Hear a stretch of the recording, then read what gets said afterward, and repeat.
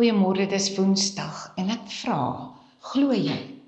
Romeine 5 vers 1 tot 2 staan, ons het nou vrede met God en ons bevind ons in 'n posisie van genade.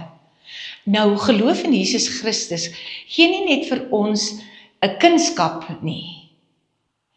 Dit vergewe ook nie net ons sonde nie, maar dit verander ons hele posisie voor God. Jy leef nie meer as iemand wat probeer om God tevrede te stel nie. Jy hoef werklik niks meer te probeer nie.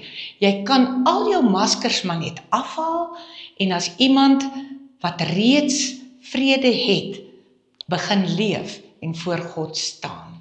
Baie gelowiges leef nog met 'n verwagting dat hulle gaan straf omdat hulle verkeerd lewe en dat hulle net 'n bietjie tekort skiet voor God. Ons dink, as dit net 'n bietjie beter kan wees, net 'n bietjie heiliger, en God seker nie teleurstel nie, maar op so 'n manier val ons eintlik elke keer, want Romeine sê die teenoorgestelde, jy staan in genade voor God.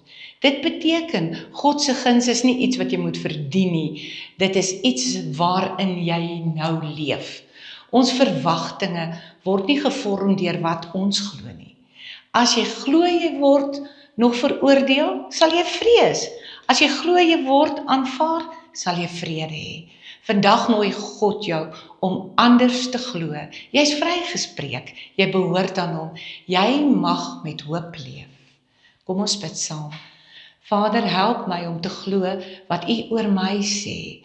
Laat ek in U vrede leef en elke dag U genade verwag. Amen.